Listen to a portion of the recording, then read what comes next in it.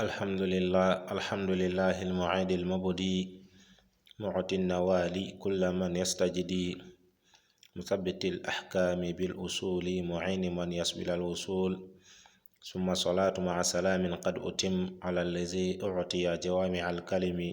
محمد المبعوث رحمة الورى وخير هادي لجميع من درى وبعد كي تاغي ولو برنامج نغامي الزواج بين الخيال والواقع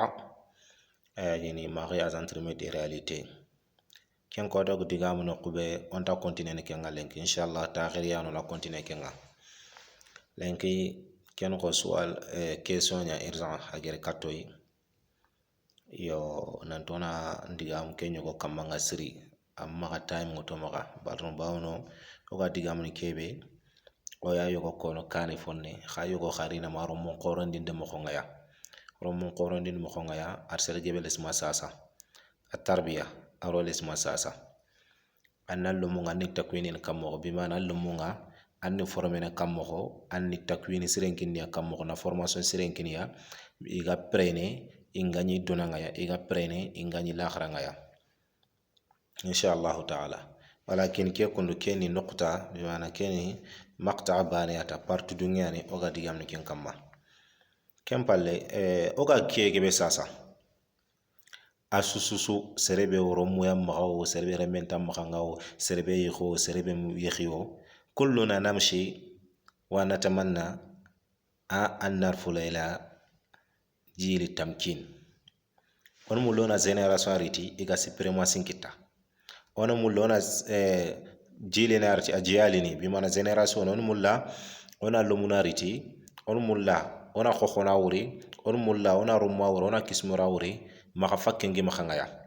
iga golni ngi dunanda ngaya khoduna dun ko ngoy ngir duna kitama khobe iga golni ngi la kharanda ngaya ina ila garan khina daraja aliya ina ken kita dono ngaya bon sorsu gem kori intiro mumme fe kenni sorswa angem kori intal lo mumme fe katiro mun alhamdulillah alla rayme ko alla yille lencuru kinne aromo ini kharange mbania intiro no sere programme aromo ini métier mbana intérêt sur programme aromo ini dinanya kebe ganti intérêt sene ye dina no ngaya kebe ganti importance kinne dina kebe ganti i dina ndenge kane intiro no kenga ido sorsu khakkefi in fer nyana anga nyano khomo khongaya kharanga na nyaga na ngan croiser gella gana gol nyanga na nyaga na ngam métier nyina ngan croiser ina ille fer nyana andi nan kagant bonno mo khobe andi nan tangene kam mo so sugem kori anna kullum posoni kita kullum posoni beni ogar na ko sasa sergebe annina erreur nyogoni rikita ko annina sasa fa wu yimpa tankarege sine 50 erreur na ñogoni rikita retard ñogo rikita man nabro ñogo kasara ma wala ar opportunité ñogo kita gande ken deber su gambilenki aga khota ke bantay maro mu nga khota ke be sasa lesme ke bantay ay mulla ina rumuk irumuk im kharo ke me erreur a jare na kam bon yogo na xaye e mulla ikungu konti kebe khari men jangu itral lo monga ya igri friti kebe yoro mukina kempi stidrak ina ken récupérer na kenya amma ori romon qoron dinde nga giro lesma o garo fallo ko bakka faran cunna monga ya o garo khar duna don ko nga giro mon qoron il mo khobe o gulato bakka kenga ya soronga mulla iro monga ya ina kite fene ken kille soxi kana nga giri lesma idaga manne iri dina bononti iri ro mo ko yogni iri dina bononti inta dina kharanga iri rondi mo khotalaniya kebe gi sagana inari khadi fini ngi gna khorti ina remme ngavonirin kara ini kay me avenir ñogorano bi mana kenyimme bre ka ko konti kebe ar bona men jang tere akenyime anin faabe ke kono faro faabe ke awo yim tankere do fosine amel lo mo ngi tere kani ngi maxa ay mo leni ro mo ke avenirin kara akana fer nya fene khara appartement ñugo loi so nguti danga ya capital ngi xanya do nga ya kho yimen jang ko tangi ta capital nga mo be ma ega ka kebe karaniya iremme kena ferina remme ka vonerin kara remme kena kite fene kudana kasire tege dange khanya dono ngaya akenge bono fana ngaya ar dinan ken kam ngamme be gama ager simonata ganyene do duna be khaya ay le remme nga vonerin kara ni ka voner la no ngaya ay mu la remme kena kusu debel anya remme kam nga likke anya ma khanga lesime ya serge be wuru fa bankanga anya lesime serge be igan kawona khari sawara nan ka khu be mur fa be ngaya ay kanna nanti mpaba kay makhande ni ke tugada kitandi ke afeno no man nenya fawen nam makhade ke gavoneur la no ngare me nyime ga sagene falle remende ndeberinde bi wana na remme ngana formé faare ngadi senyo go dono ngaya sallallahu alaihi wasallam bukhari do muslim ger filla abu hurairah hadithan faare sallallahu alaihi wasallam kullu mawludin yulad ala alfitra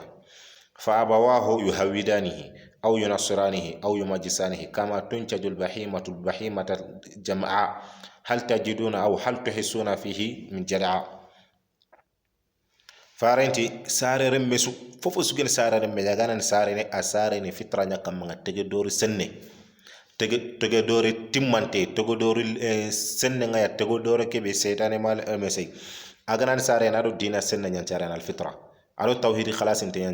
ncharen dina senne aro kenya ncharen aro hammi senne sarahu yerowura ho horahu sumpun kanuye ina dignité horahu ina tanga ingolnya kure maganya sere kamanga likke ingolnya imaganya sere kamanga ya lebu ingolnya magaro sere danga jilegi tege jukku sere ngaya jukku suru ngaya hammi ngayna kita gelle ganaro meccenya ina fer nyega ganyene amo ano ko ngadnaro la kharam khobe gelle ga kharangenya ini du sukene ga ganyene dunaro la kharam khobe ga commerce ko nyaba remme nganan sare na do ketto go do sennan ciarene afra khna ma khanga kanga kati khadi farenti sarano ko filli walla idu barambe kunyan nyana islama ko ke fitrangi na buga makinanya yahudiya walla inanya wan nasara minanya mojusi nga yimbi batana walla dinanta nani ngaya kho daba ngana ni remben charana ani sarana daba timmante jege ngana ni remben charana har yala jege karem meke masa jege chare wuri annani remme ke gabri ni tunado atron kutinte nyani walla no khonu cutinte nyani la antake ngalla awa sersu an kaga nan remme charana remme ki ado fitra tege dor senna nyalen a tawhirin cenna nyan allan kan nga sere nyani a hammi be gay dignité be gay asen nyan himamuni be ne ga ma khanga ya kenga isen nyana ma khanga ya fu be ga kho a dignité nyan ba ku susu sukundu remme ndo ke sarena o farin ke ko nganda ya jamanu ku be ne gore kane igoro fere ke mo ko posobi ona misale nguti inshallah usra kunya ngirin misale tanari tanan sinwa nyani kendo ke khagant bana donc ki hadise kun faren pagro tundo ya nanti serendo dina senna nyanchareni agnya yahudiya ngasu agnya wana sara ngasu agbogo saw tawhid ngaya faren tunan kamba ngasu sobobwan kampala do ke merduna ken men jiha angaro sere ngasu agnya lombure remne agnya lombure aga nyagene walla agnya lombure soronga brandin kharken ke nyagu yimente magnya ki hakala lo khenga legiri nga khararanta nangiri na meche deberi aya gunyani nankara kenya gunyani seranda do ken domunti masirande ken fikra ray menga ya walla seranu do na ken gisi kada na keno sunya danga ya kenya ne ag lampu bakka ko fin kampala dam sari donc sarana nan kawa fer nyana alle me ado tega jukku sire begiri ado do sire begiri ado tawhir sanna begiri ken na magaflinki kenya nan kenyi media mana مقبل بن العلامة مقبل الوادعي رحمه الله يمنين كنياني كي كندو غارني كي بيوكو تاغي كي منيارو كيا باسكي أخرى موكو أخي كيا وري أكوسا كونغرا نانتونا ندقا مواكم بانغايا أتي من تزود امرأة تلبس النقاب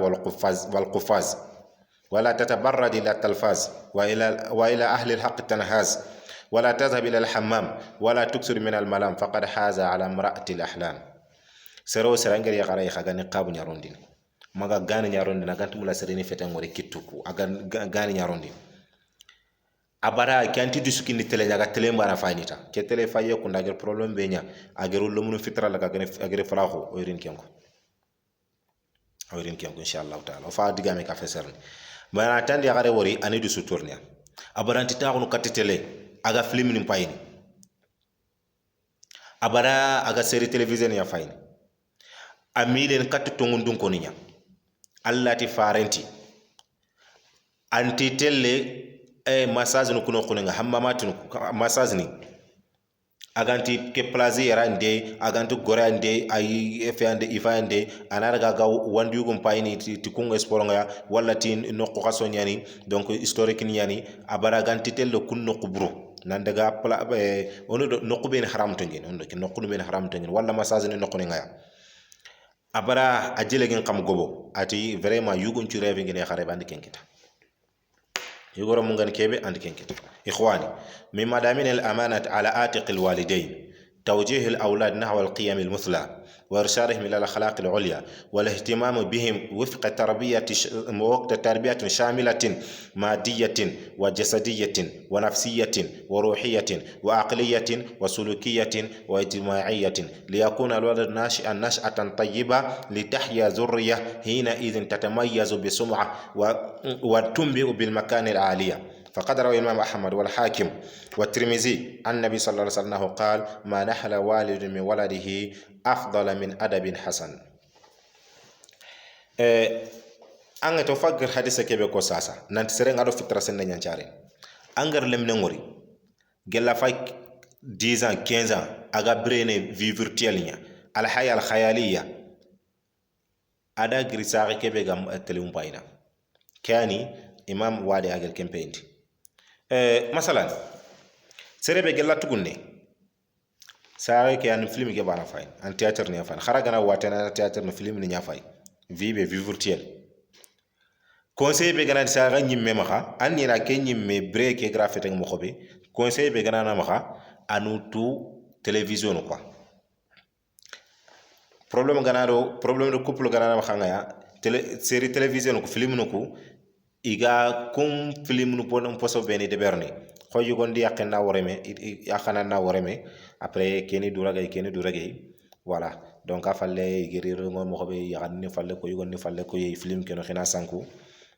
afalle mi gal ko mu dimbabe e bot kilu bena khat problème ngana khatin ci jarana ke mo poso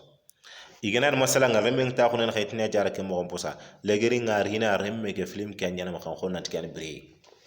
kharaga na daga kol nyaade kharaga na daga madrasa nya walla fatta ko kharam mo ko ngi leçon ki explique na daga ya mais ken ku lu ci film killi film nga iga film fay mo ko abire ga sfanya rakiya soro man mene misale nyani karni bangi 2018 ko kati 11 ni tat in ko hakati 2008 kat 2013 na hakati lam no man men kharangi nambono do ku réseaux sociaux fe ku film na batenga e ga americain clip ni bene fayni wala montage ni andi jama mo mang siki clip ngena so faga ga simi buremba ne mindi yamba yana mo ko me fe yamba wala iga remo ko go do rege be de ben break ina sera ya garan kibar ke be ga do ngena sera le gere nga daga ko nga xarre création ni na poem sefe ndo na poem no bana tanga bo inari école madrasa kharanga ke me nyini makanga ko nanti avenir mante kharanga ke mamanya ina sage bantene solo ngana tene école ina yige ini kay ngor xetel sok getoni nya sa xentu tun fa ben tuti ko ngana na tuni dimmabe ken de ma résultat nang boko kota be ngana talle mem gagné parce que am daga école wuronga a téléphone nya a su kito do manne khageri do mundu do série télévision ko ben fayne parce que kuñ me bire ni Kenya ni kuñ me ma bire ni Kenya nok dom texte ngo safana 8 page me na série télévision ko khotora nga e dans nga na tuindi soro nga ya france kanni na Europe bire nga mo xaro série télévision ki me gagna na mo ko be yimme iga seven be ni safana sara khafunu be ne ga de berni kuñ me khar darjanti ya feni no nga gamnya série film no ko bana fal idanga kenta nyeme darja suntiya wadi gam digam ken kam nisman anda maram pam nanti Kenya ay problème pa Kenya aha Allah sere sarana angana ya kharin cire mutu ya gare be aga qur'ana serin kar ya gare be musaqqaf adina aga haqla khor gumunya terin kana hakul khor guma ka kunya teren kana dire mengen kunya teren kana ikawando kunya teren kana kubene ngal dunatun kunya teren kana wallahi remme ke ganan kenyen 15 ans sino tamdo kroko ado serebe sara no ge garado kum film ndambo afande pay ikenga 25 ans 10 ans de différence ani naka khangene trendi break ya vie courante khangene trendi break yi mesere na ka gagner kam mo wallahi keleminan tun parce que ado sara no ngira do vie réel الحياة الواقعية واقعي كي يكون فيريال كي يكون يرادو كي نيا مثلا ندومندي ami sale drogo to kubena bada iga dunya na gangster ndo fotana de gasi mo nanti i kunyano dunatu dinal sorontanan yingunon nyakande ni kepini ngande mashallah ido timberlane ngile atrindi annata danga yanke lemine ganar katangaw ngat vraiment frère ike fa 17 nyalengi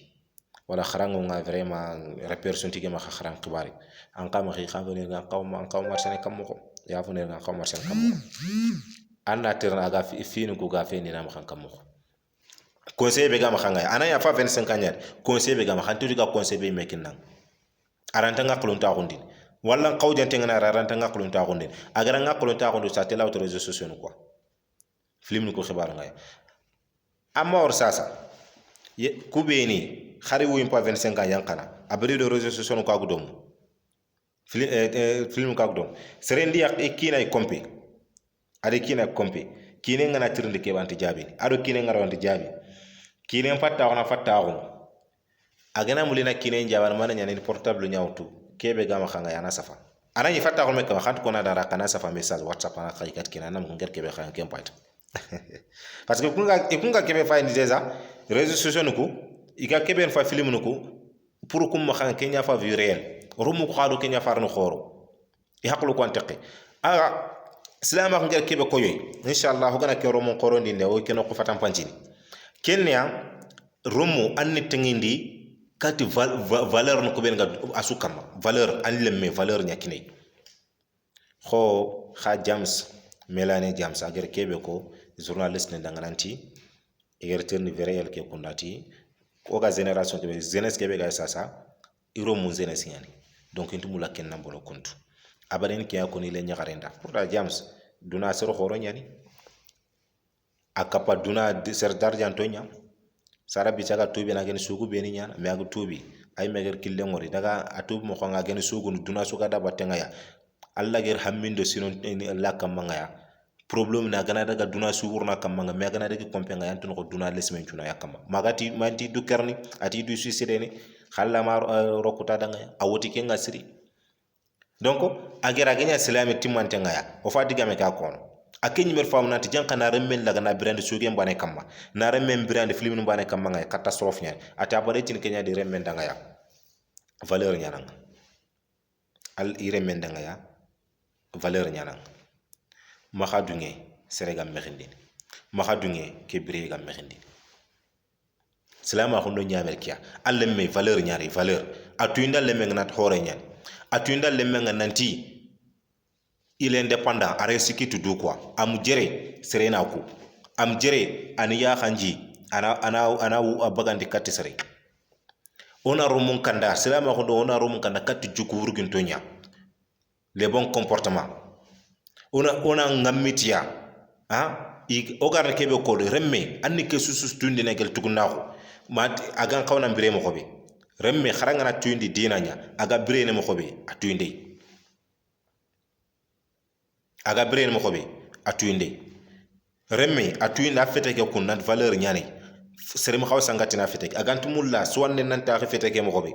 agantu mulla fete ke na meri agantu mulla fete ke fere nambo ke mo xobe amma xadu nge sere gi fete ke bonondini remme akram de spiritualité mo ngaya psychologiquement ay me sondon tora na sere mo xawna sondon tora ri la paix intérieure kenya na ma an qaw valeur lon kenya sri ken qani man khaya ani dinantu ani khempantu ani hora khuntu ani sangal lo muntu ani masala lo muntu ado ku ben ga terendo mani tu ndan nan canga do mo daga matchim pay do mo daga terenga kendo nanti nangara nimbre mbono ndim khanga kunta kille kho abou dias ga kono mo xobe anne laga xonno soko c'est pas grave am pe ñani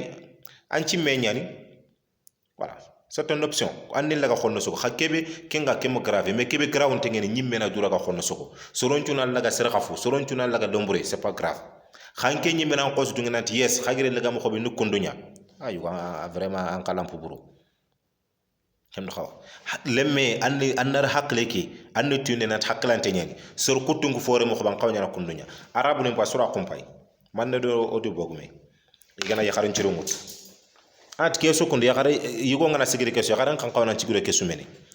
wallahi hangana yakare bota ger qur'an tanga adu saxe ngana ni kompe saxe muraja na taxun saxe ntanin kamma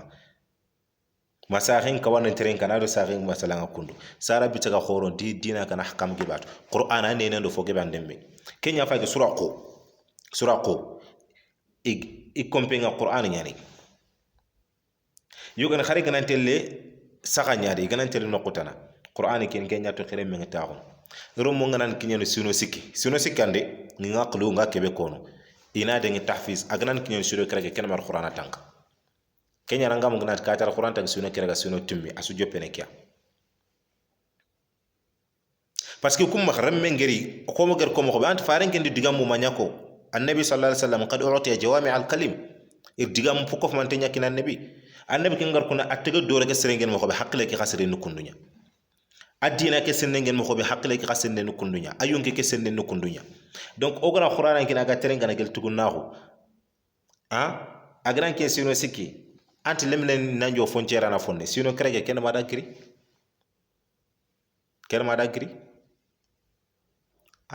amari kunga khari ganani iro mo ngana sino kreg sino tumida gana daga khar marché reme ngana tim in ke livra mulla in ke kitaya mulla in kitabe ke sira ngene muti dana daga reme ka bata sanu ko fendi nukun hakati ne photo nu be nga ina photo nu ko explicada iro mo ngana khoro na ngene hakulum pay ando sira ngana masala gana ti fa 18 ans yanti sakay antino ko 40 lemne nyen sino tamdo sogre me ngana fa hakkilon ko ngene mo ko anto tan nakte sinere men sa ko ko ndi grindi saganu ko imido film khafunu ko domondi parce que nge gana ni serebe na ngat nanti dina ngama ay dunatu ay development aganan a masala ngono ka digamu na hammi na zenne nya motivé a hammi na to ko nyaro soron chondo mo ngaya ne iga métier be nanti meli kenya nanti qawnyal commerçant khoronya alle men galatu ko na khadu ani kenya terenkana an ko digama terenkana aganan kenya suno segi suno tammi kende ma hakle nga kenya fo mo ko tanaji men hammi ni mutu Suleiman Raji haga commerce akon jopandis ma ko in kat sino segeme milliardaire nyen asu jefe no ko mo so donc rom ngon khono fe ndikia remme nga ya kofo na kofo kamillo ko remme nanti asandori anga kedde bebe annan kawna kedde be u denge kani sura ko oko ano ko ma khanga khon nanti kellanti yana kati igana tandanga angana na rabu nya kharanga anke mo kho anke lanti yana ko bun bazini ibn taymiya ni muqbil ibn adin de muhammad hasan nande mustafa al-adawi allan tan ko angana france ya garanga ikum ma victor hugo allan tan ko kumo misala en to gerko angana commerce ko nya khona nya ko zakmani allan tan ko kumo kenno ko yimme sura ke gela armen tuguna ko atina danga lemmen danga nimu lanna ko katia anata nya ko bun baz ayane saudi mufti khore maka fatin awu nga sino sikki aramen train siri tam problème nyanni mais ari alhamdulillah train aga tampile sini afinki anti fabatu mais aga tampile sini afinki 25 ans tampile sino krege sa ren parti sa ren nyandu khorondi aya fa ke kunda gene sakka ak finki dimabe ak sakka sa ren karanga matuguna ko siraga e abdul aziz ato abdul aziz bin abdullah bin baza awasra abdul aziz miskin akem ko finki gelli tampile sine kenge yalla arum amen jangun ci fatele khara akem bire nyana kam mo ablasis ke malla gana bire nyamo ko bet kha anori allar man saba kine sigire kha kine ngana ken sigire kha kita mangam party serentu tamma khando serentu be futine mufti al-am fil mamlakat al-arabiyya saudiya bun baz daga tir ageri misuru bene taga misuru nyogon ya yangana kon konte se fa ngete lakat ko mo sike ko mo nakat millioni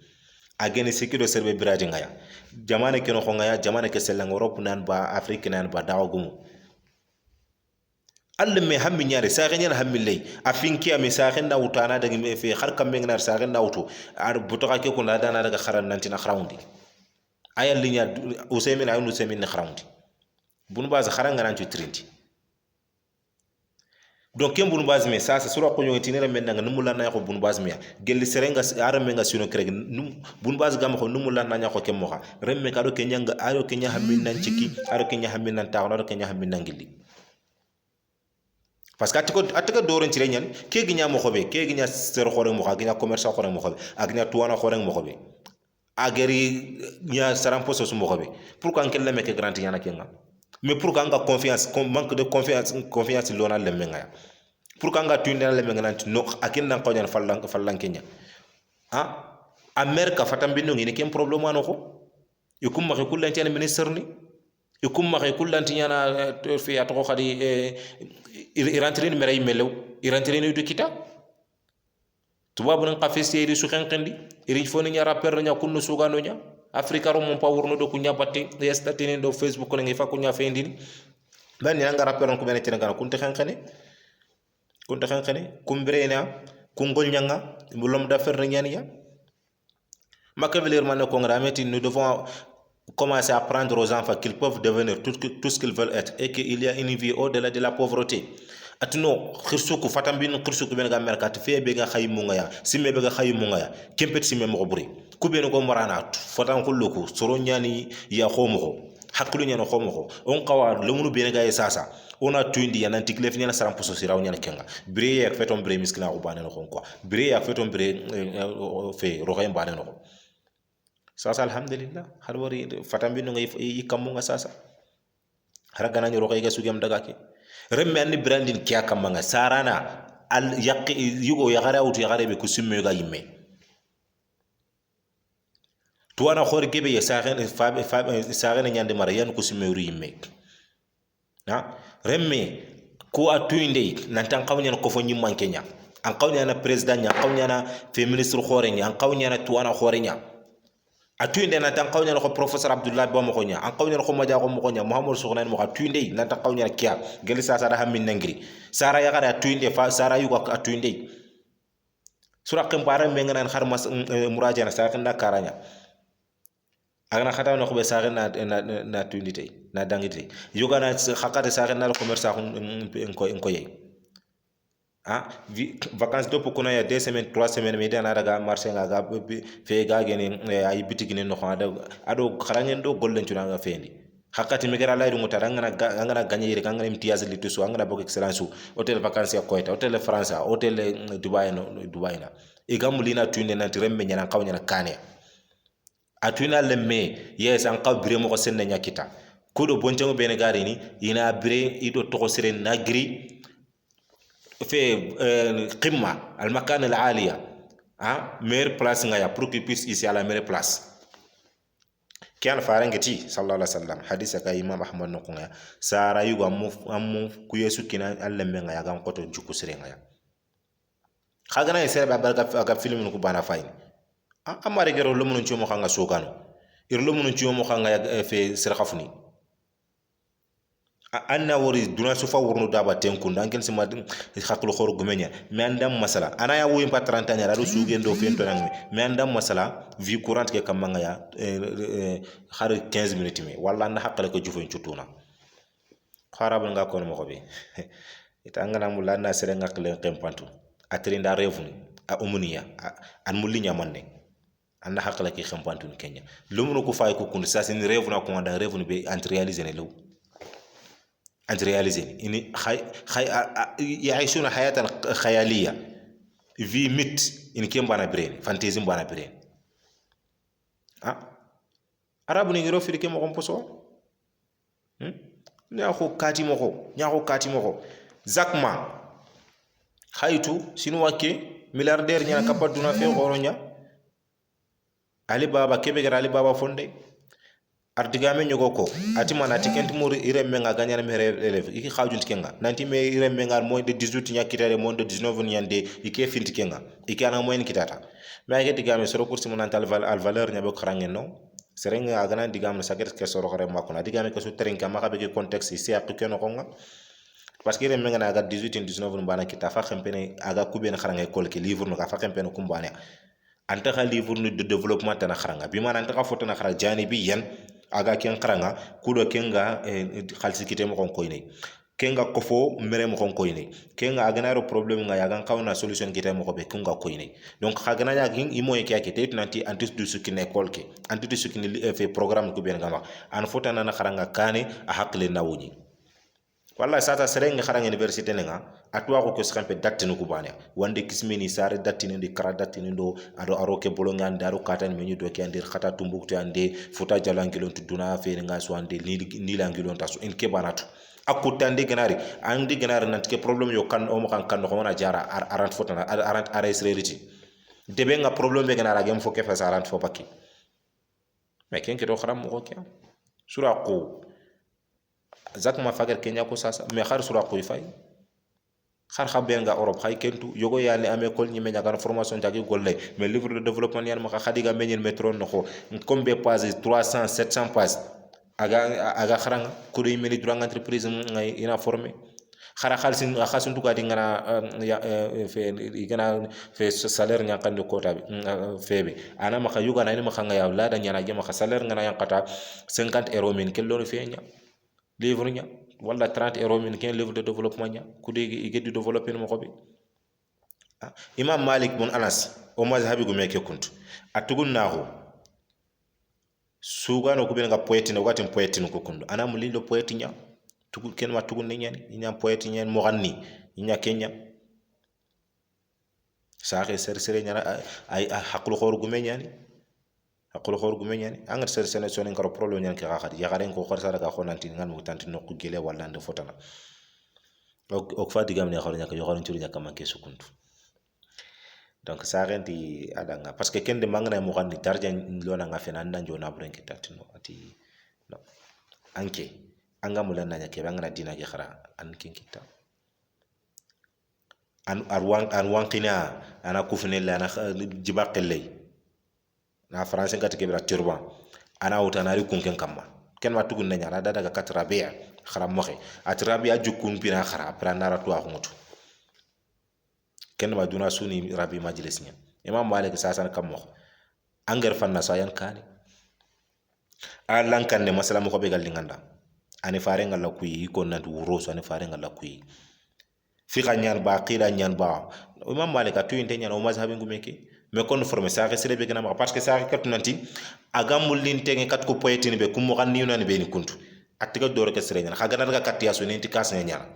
ina tiga dore ka flin kana ma khangaya kho faare ngir ko mo ko nanti sara no nyana yahudiya wala nasara wala majusiya hadise juppe yana ke kundude hadise juppe yana ke kundude al hasan al basri ga kebe ko nanti allah re annabi nyumu nya hikman kini aga na diga man to annabi nyumu nya digam al hasan basari allan kan nanam pay khore tuwana khore pay ora ta qisan chukono khallan kan ni akabra sunute anta tanyo go muhammad bin sirin anta da hasan basari sur me nya ko fati yogor muhammad bin sirin awr kuyi aga muqarrabin ne degre ita abu sa'id khal hasan basari min khaya ato huwa fawqana bi 30 daraja ato o kam ngabru al hasan basri kota no kaga khen fe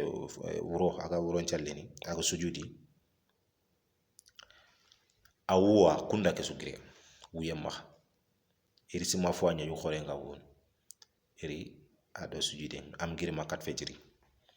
illan kere ta abu sa'id abu al hasan akuni nyane ite al wuro am yendo lesmari manda khanya ato wallahi tig sujudi isimma itam ma iga kebeti yesu Allah geti dangal hasan golle su galle ngandanga adber nda kharbon sura gana ati kono kiya amma ngani ga golle ata Allah ganti kullu daga Allah kan ci wokunda ko ta nyugo darsu nyan na do kharal lo mon daga salfana kat la khsara misidi kharal lo mon daga itahu ima wur malak saran tintoyi angat ke maram la ko khayo makh iganati la salam do salfanani darsu anki kharam mo khangé men minutin tam do ko ganna bu ganna dag khi kundu do gama kat la salam tintoy yiti bane da ngati kampalle ke al hasan jukku fetki ti ko nanga daga khibarantu ak dagika al hasan basar ni aya qongu do no itabu sa'id iti itan karam mo gella na salafana ke salla gro kompe adu wiye nya fayme or fere nya mo ko na korundi o kora korundi an kan titelle ba kharala ma ke kharala ma ke ta karat kharam mo to kuran do darso mo mangori hasan basarati ati ken salafana ke sallini iru suratu nabai amma yatasaalun anin naba lazima tirke nyakhara mega kinyen alegere ngaya kemen dali inna anzarnakum azaban qariba يوم ينظر المرء ما قدمت يدا ويقول الكافر يا ليتني كنت ترابا ati kilu ngai gen ke tafsir ne kharam ko sayyid ibn jubair ati farangati la ilaha illallah serengana ko ganaro mije ngai ga khoton mo ko be magir gol burbanu pendi magan ci fenn kan kundunya an ngana gel kama gol bure kama gol srenya magan ci fenn daga na reso ani fendina ani jitina ati kon kenya ya magan ngar sere magan ci khal hasan basari saxinya dan baka saxina dan baka atugunne kat sahaban ko kuntu umar bin khattabi kenga abu hurairah tat kenga nat khadu le menda anati khadu le menda ina duwa danga ya alla ganda kutuwa ko alla ganda nyalla kanna alla ganda khanu le soron chondo me saxinya de kenya sude